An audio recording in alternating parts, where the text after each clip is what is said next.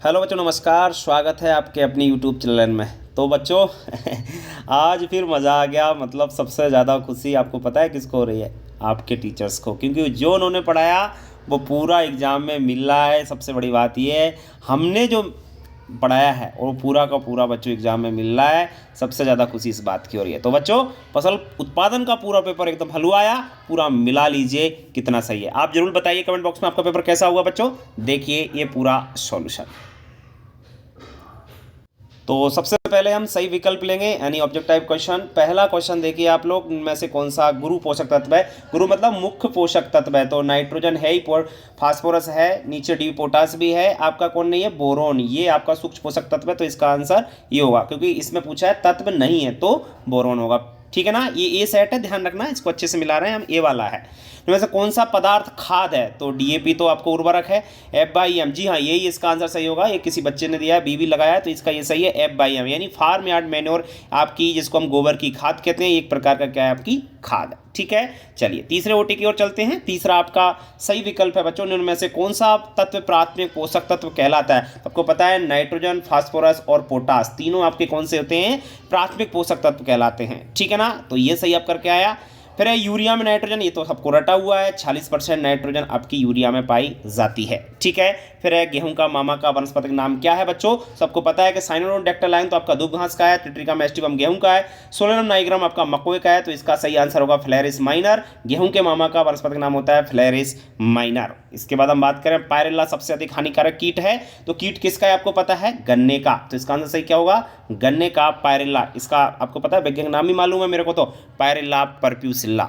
ठीक है, तो बच्चों ये हैं आपके सही विकल्प। उम्मीद करता हूँ सभी के सही होंगे। बहुत अच्छा पेपर आया है। और एक बात बता देता हूँ आपको, सॉल्यूशन और भी यूट्यूब चैनल वाले डालते रहते हैं, तो बच्चों उन्हीं पे तो बिल्कुल भरोसा ना करें। कुछ भी बताते हैं, कुछ भी। आप देखिए कि एग्रीकल्चर का स्पेशलिस्ट कौन है और कौन आपका पूरा का पूरा 100% सही बता पा रहा है। ठीक है ना, चलिए, तो वो तो व्यूज के लिए कोई भी डाल देता है, बाकी सही सॉलिड आपको हमारे चैनल पर ही मिलेगा। अब देखिए बच्चों, रिक्त स्थान देख लीजिए आप, खालिस्तान में क्या क्या करके आए हो, पूरा मैं आपको यहाँ बताने वाला हूँ। देखिए, मशरूम का बीज को क्या कहते हैं? तो बच्चों मशरूम के बीज को कहते हैं स्पान। क्या करके आए होगे इसमें आप लोग? स्पान। दूसरा देखिए, सफेद मूसली का वनस्पति नाम, तो बेटा सफेद मूसली का वनस्पति नाम होता है क्लोरोफाइटम बोरविलियनम। क्या होता है? क्लोरोफाइटम बोरविलियनम। अंडरलाइन करके आए हो कि नहीं करके आए हो? बेटा अंडरलाइन करना जरूरी होता है, ध्यान रखना। सफेद मूसली का वनस्पति नाम क्या होगा? क्लोरोफाइटम बोरविलियनम। श्वेत बटन की एक किस्म है, तो श्वेत बटन आपको पता है मशरूम की किस्म है। तीसरे में क्या आएगा बच्चों? मशरूम आएगा, मशरूम की एक किस्म है। सिम्बोपोगान फ्लेक्सोसस किसका वानस्पतिक नाम है? तो बच्चों आपको पता है ये लेमन घास का, किसका है? लेमन घास का बॉटनिकल नेम है सिम्बोपोगान फ्लेक्सोसस। तो ये भी आपका बिल्कुल सही हुआ होगा। इसके बाद हम बात करते हैं रतनजोत का कुल है, तो आपको पता है रतनजोत का कुल कौन सा है? कौन सा बताइए? रतनजोत का कुल है बेटा यूफोरवेसी। क्या कुल होगा इसका? यूफोरवेसी इसका सही आंसर होगा। ठीक है, रतनजोत का आपको क्लियर हो गया। लास्ट में आपका कुशल फसल की एक किस्म है। हा, ये बच्चों को ऐसा ओटी आया है, शायद हमने ये ओटी नहीं पढ़ाया हो, ऐसा हो सकता है, जो क्योंकि जो इंपॉर्टेंट क्वेश्चन पुराने वाले वीडियो आप लोग देख रहे होगे, तो उसमें शायद आपको ये नहीं मिला होगा। ठीक है, तो कुशल एक वेराइटी है, अभी आप देख सकते हैं कुशल कई जगह बच्चों आपको मिल जाएगा कि ये धान लिखा हुआ मिलेगा कई जगह, है ना, क्योंकि वैरायटी धान की हजारों वैरायटी है, तो धान में भी कुशल एक वैरायटी दे रखी है। और इंग्लिश में इसको कुशल को हो सकता है कौशल दिया हो।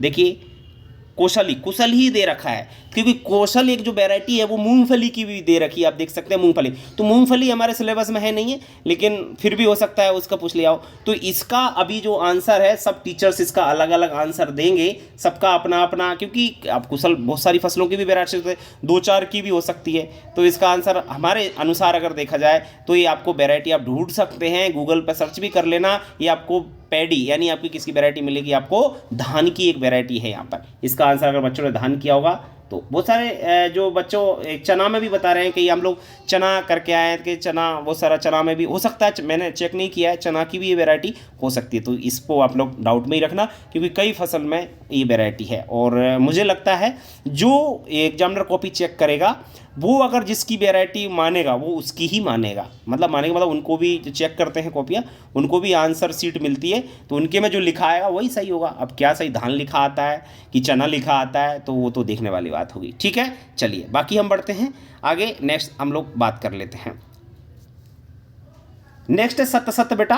सत्य आप लोग देखिए, सत्य सत्य में हम लोग सबसे पहले बात करेंगे, अश्वगंधा सोलेनेसी कुल का पौधा है। जी हाँ, बिल्कुल ये सत्य है। अमलापुरम हल्दी की किस्म नहीं है, बिल्कुल गलत है, क्योंकि अमलापुरम तो किस्म है ही हल्दी की। गंटर चंद की लंबाई 66 फीट, बिल्कुल सत्य है बेटा। नाबार्ड की स्थापना 1982, जी हाँ 12 जुलाई 1982 में ही हुई थी, ये भी सत्य है आपका। जैम एक पारदर्शी पदार्थ है, तो बच्चों ये गलत है, क्योंकि जैम अपारदर्शी होता है, जेली होती है पारदर्शी। तो दूब घास का कुल ग्राम नहीं है, बिल्कुल सही है। तो बच्चों आपका दूसरा और पांचवा असत्य है, बाकी 4 सत्य हैं। कितने सही हैं आप लोग कमेंट बॉक्स में जरूर लिख के बताइएगा कितना आपके नंबर आ रहे हैं। बढ़ते हैं आगे। नेक्स्ट हम बात कर लेते हैं बच्चों एक वाक्य में उत्तर। पहला है नींबू के सिट्रस कैंकर रोग का रोगजनक। तो सिट्रस कैंकर रोग का रोगजनक कौन सा है, आपको पता ही है, जेंथोमोनास सिट्राई। क्या है, जेंथोमोनास सिट्राई जीवाणु। ध्यान रखना, पूरा नाम अगर हम लोग बात करेंगे तो इसका है जेंथोमोनास सिट्राई। जीवाणु के द्वारा ये आपका नींबू का सिट्रस कैंकर रोग होता है, जीवाणु के द्वारा। ठीक है। गामा बीएससी का पूरा नाम तो आपको पता है, बेंजीन हेक्साक्लोराइड। क्या होगा इसका, बेंजीन हेक्साक्लोराइड। लिख लेना, लिखने में टाइम लगेगा इसलिए आपको जल्दी जल्दी करा रहा हूँ। फिर है 2,4-D का पूरा आए, ये तो बिल्कुल रटा हुआ होगा बच्चों को। 2,4-D का 2,4-डाइक्लोरोफेनॉक्सीएसिटिक एसिड, फिनॉक्सीएसिटिक एसिड है, ध्यान रखना। 2,4 लिखना था, फिर लिखता है 2,4-डाइक्लोरोफेनॉक्सीएसिटिक एसिड। ठीक है ना, इसका ध्यान रखें। फिर है चौथा, अरहर का बंधता रोग किस रोगजनक के कारण होता है, तो ये होता है विषाणु या वायरस। क्या लिख के आए आप लोग, ये सही है बेटा, विषाणु या वायरस के द्वारा होता है। ध्यान रखना, अरहर का बंधता मोजेक या बंधता रोग, इसको स्टेलिटी मोजेक भी बोला जाता है इंग्लिश में। गन्ने का उत्पत्ति स्थान क्या करके आया, तो बच्चों गन्ने का उत्पत्ति स्थान होगा ब्राजील। कहाँ होगा उत्पत्ति स्थान, ब्राजील इसका उत्पत्ति स्थान। बहुत सारे बच्चे भारत कर आए हैं, तो मैं आपको बताता हूँ भारत नहीं होगा, ब्राजील इसका उत्पत्ति स्थान होगा। किसका, गन्ने का। आपको मैंने लिखा रखा है, आप लोग देख सकते हैं। हो सकता है इसमें बहुत सारे बच्चे जो है न्यू गिनी भी करके आए होंगे, तो गन्ने को तो पता न्यू गिनी भी सही माना जाएगा, क्योंकि अगर हम लोग आगे पढ़ते हैं, जैसे एग्रीकल्चर से बीएससी करते हैं, एमएससी करते हैं, तो वहाँ जाके आपको न्यू गिनी पढ़ने मिलता है कई बार। तो इसका गन्ने को तो पता न्यू गिनी भी है। तो ऐसा ब्राजील न्यू गिनी अगर आप दोनों लिखा है तो एक इनमें से लिख के आए होंगे तो सही है, कोई दिक्कत वाली बात नहीं है। तो न्यू गिनी भी सही है, तो कंफ्यूज बिल्कुल नहीं होना है, बिल्कुल। क्योंकि आप उत्पत्ति स्थान में भी क्या होता है बेटा, मैं आपको बताऊं, 12वीं तक तो देखो जो भी कॉपियों में दे रखा है, आपकी किताबों में देखा चलेगा। आगे जब हम एग्रीकल्चर पढ़ते हैं तो बड़ा कन्फ्यूजन होता है, ये है कि ये है ना, तो ये थोड़ा सा रहता है। पर कोई बात नहीं, आप लोगों का सही होगा जो भी होगा, पर भारत नहीं है, ध्यान रखना। चलिए सही जोड़ी मिला लो बच्चों, सबकी सही होगी। अंगूर किससे मिला रहे हैं बच्चों, अंगूर की वैरायटी दे रखी है बच्चों, ब्यूटी वेदाना, बहुत बढ़िया। पपीता, पपीता से तो पपेन बनता है, ये भी सही है। आम का देखिए, आम का हाँ सी अनुपात एन, तो हमारा आम में ही होता है। आपको पता है कार्बन नाइट्रोजन का अनुपात सी अनुपात एन बिगड़ता है। E4 अरे आमला की वैरायटी बिल्कुल सीधी सीधी आ गई है, तो ये सेट में तो अमरूद, अमरूद की मृग बहार है। चलिए, तो ये ग्रूटी से ये तो है ही नहीं, संतरा और नींबू का होता है, तो दिया ही नहीं है। चलिए, तो ये बिल्कुल जोड़ी अगर ए सेट में आपने ऐसे बनाई है तो आपकी पूरी सही है। बाकी सेटों में आप लोग देख लें कैसे कैसे आई। ठीक है, इस प्रकार से आपकी पूरी क्या है, जोड़ियाँ। कहीं भी कंफ्यूजन नहीं है बिल्कुल भी। चलिए, आपकी जोड़ी हो गई कंप्लीट, बढ़ते हैं हम लोग आगे।